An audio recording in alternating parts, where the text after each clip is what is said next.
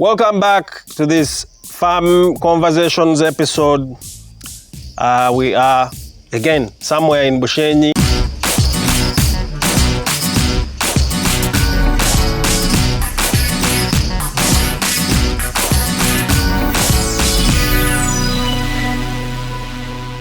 Today I have a very special guest.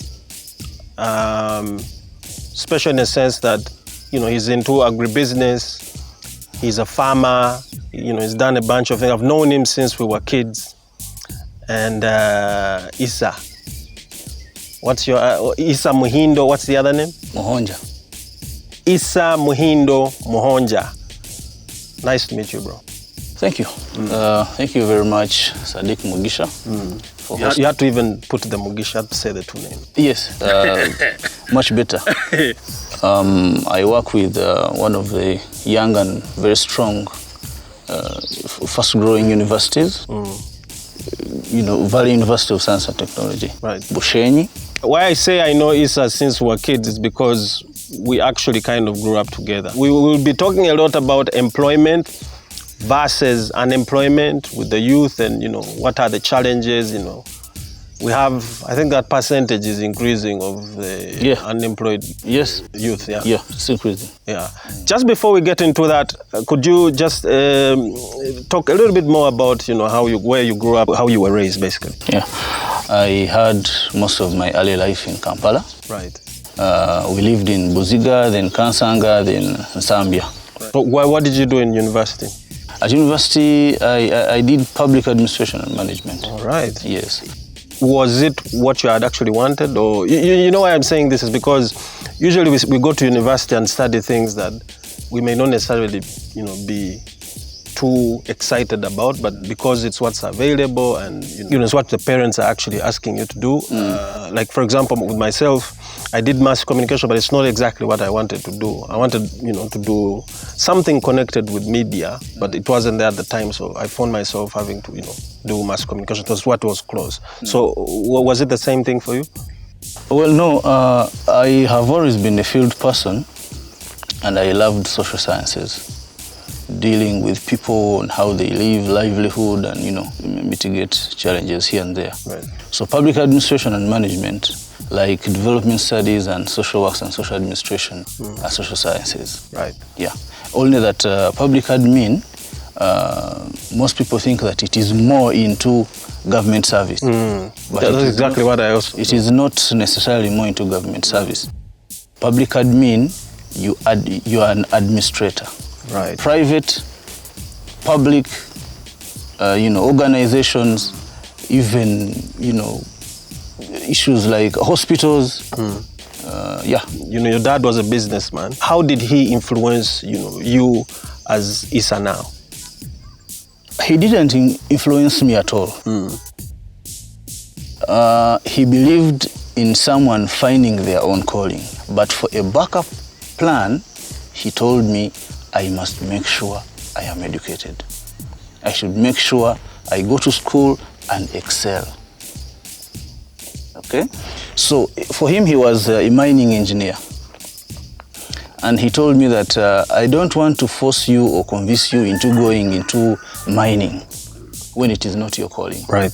Because you will end up dropping the course. And it's true because, usually the firstborn will always, like the parents will always push you to try and do what they did, especially the father. They always push you to try and, do what they did. Like if your father was an accountant, the firstborn is always is the guinea pig of the family, and chances are that you will be an accountant if your father was an accountant. It's interesting that your parents, your father, to be more specific, was open-minded, and I think a lot of parents now are becoming a bit more open-minded because the world has actually grown. I've seen parents who actually support their children to enter the arts, become actors, become musicians and whatever.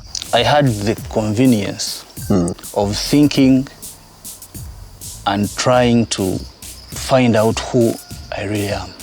I know of a doctor, a medical doctor, a very, very well-known doctor, But his 3 children, none of them are doctors. Right. None of them is a doctor. Exactly. So, well, however, in some cases, one of your children, or 2 or 3, can become what you are.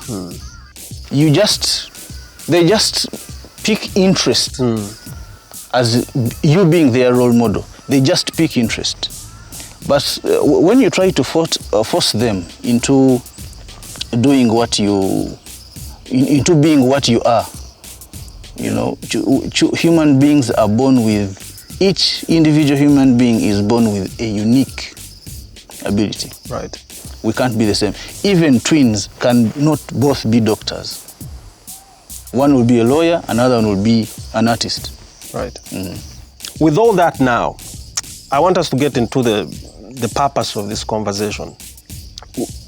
You know, you were just telling me earlier that unemployment,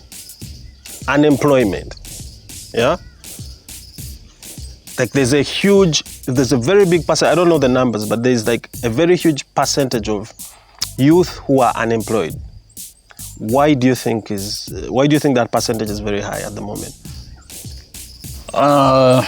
Several reasons, of course.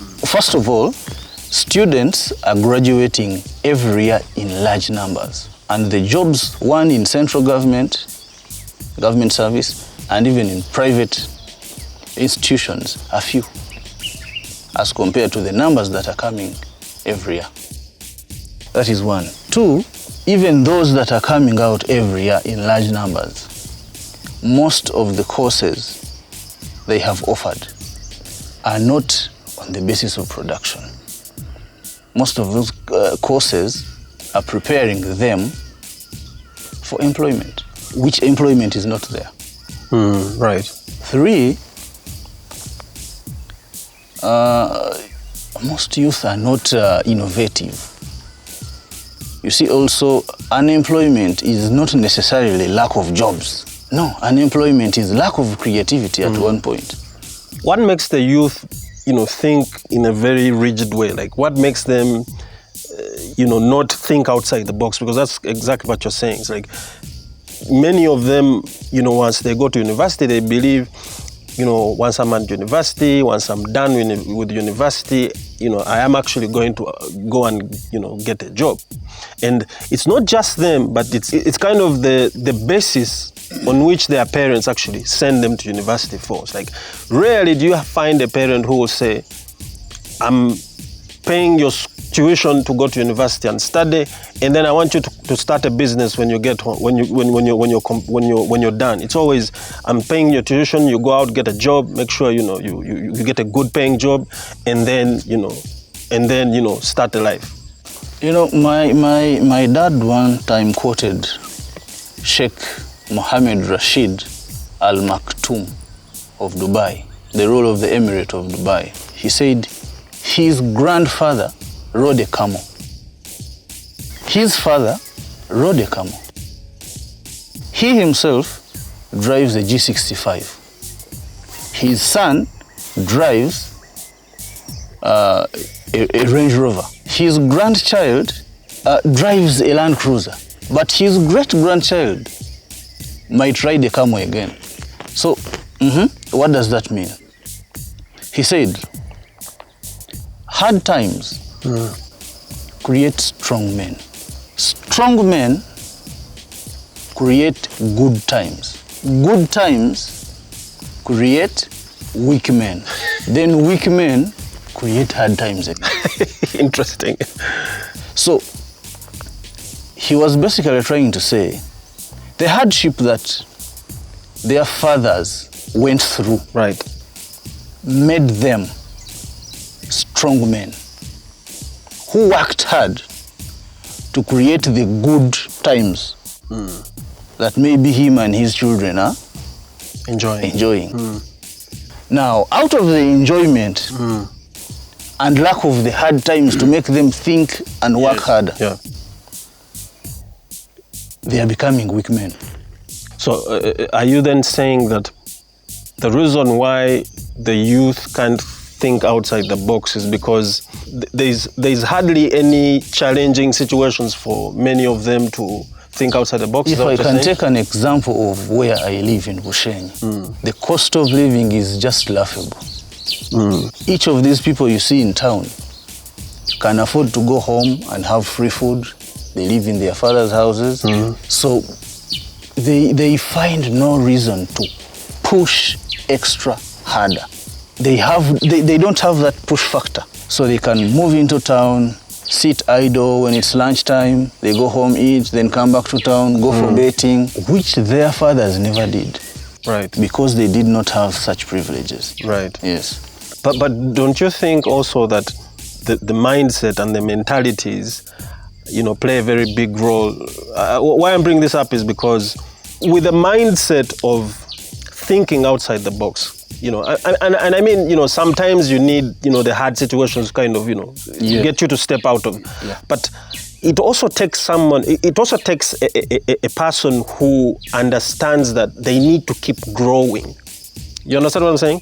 Because a person who is comfortable where they are is not, seated in that growth mindset where, they're out to run and try and, learn new things and, challenge themselves. Because, when you're in Bushenyi, like you're saying, when you're in Bushenyi, the world this is where everything is. Like, my world is up and, is up to here. But if you have the hunger to actually want to step out of Bushenyi, go to Kampala, step out of Kampala, go abroad and, have those new experiences and and then after a while you're back and, you are challenged. I believe, that element of thinking outside the box also, is important. So what I'm saying is it more of no challenging situations, or is it a combination of no challenging situations, but then also kind of being, not being, open-minded? Well, it could be both, but mainly when there is no push factor, naturally a human being would prefer to be in the comfort zone. But when there is a push factor, right, there is reason to think outside the box. Right. Yeah. In the quest to try and get, exposure, business, new opportunities, it is still because you have been pushed. Right. Yes. Issa, how do you define unemployment? How do you think the general person who is watching this would define unemployment? So many definitions. To some, or the commonest definition, is lack of a job. And other people will argue that unemployment is lack of an activity that brings in income. Yes. Most people think employment means someone takes you up and pays you a salary. But you can also be what they call self-employed. You work and earn. Okay. According to the effort you have put in. Okay. So unemployment, in your opinion, is people. A lot of people, I think, can look at it as not having a job. But then you're also saying unemployment can also be not having a source of income. Absence of an economic activity. Yes. Absence of an economic activity. So, in your opinion, then, when the government or when the community is saying that the youth the youth are unemployed, like, what is the problem? What is the biggest problem, in that statement? What exactly do they mean? Do they mean they don't have jobs, or do they mean they actually are not, they don't have sources of income? Well, the government means that they don't have jobs. Because government itself cannot employ more than I'm not so sure of the numbers, so I don't want to be exact. But government, the jobs in government are fixed. Right. Someone has to first retire for a slot to, be available. Die. Or die. Or die. Yeah. Or get fired. Right. So, government does not have enough opportunities to give the unemployed people. But government can create favorable conditions for people to think and be creative and earn money. Okay, so then what is stopping the youth in your opinion, you think? What are some of the major reasons why, many of them are unemployed? I mean, just like you said, the jobs are not as many, but then, the universities are churning out, youth to actually go out and get these jobs, of which you just also say that, if it is the jobs in the private sector or in the public sector, there are challenges of, there's more people than there are jobs. So what's the problem, you think? Again, several problems. One, most of the youth study courses that are not production oriented. Right. They are not technical. They are not hands-on, just theory. Ngoni, Max Weber, blah, blah, blah, just enriching you in knowledge, but, practically zero. I feel like a lot of people, a lot of youth, especially, coming from the way secondary is structured, secondary school, the way secondary school is structured on, notes.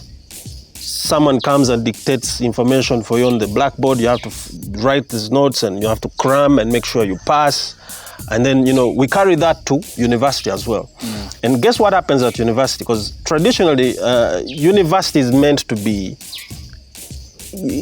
to challenge your thinking. It's supposed to. I'm assuming it's supposed to, push you to think outside, the conventional. A sieve. Yes, exactly. Because I feel like when we're at university, the way we study at university is not very different from how we studied secondary. So guess what happens then? A lot of people will then have a very fixed, specific way of, consuming information. Like there's no push to try and, learn new things and, challenge yourself, experience new things and, And guess what happens eventually? You'll find what you're saying, you'll find people who are focused on studying, getting the highest grades, getting a second up or an up or whatever, and then, going out and getting the best job out there and, stepping into that middle class life and, enjoying yourself. But then for those who are not able to make those grades, for those who are not actually able to get to university, what happens to them? You understand? So already we have this terrible way of, consuming information and thinking and, education. I feel like education and knowledge sometimes are two different things. Like in terms of you'll go to university and if you're not challenged to learn new things at the university and you're just studying to pass, then you are going to be the job seeker. However, if you try and learn new things, if you're challenging yourself to learn new things and have new experiences and, meet new people and, move, chances of you being a job creator are very high. So yes, you are right. The job creation and the job seeking is the reason why we have, a lot of unemployment. My next question then would be, what do you think is the biggest problem that comes out of unemployment, among the youth? The commonest is crime, mental instability, suicide. Right. They end up in suicide, family wrangles.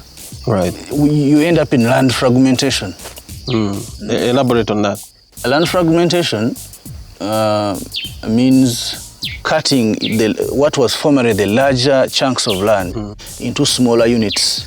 Plots, basically. Plots, from 100 to 2 acres, distributing to people, especially when someone is deceased. The mindset here is that we'd share the estate. This one takes this one takes the other. What was 100 acres, each person ends up with 30. There's not much you can actually do on it. 30 acres, then that person has children also who will also divide it, ends up 2 acres, 2 plots, to get more devastating. Okay. So you're saying the biggest challenge is crime? The biggest Especially challenge is in the crime. urban areas. Yes. Even in the rural areas.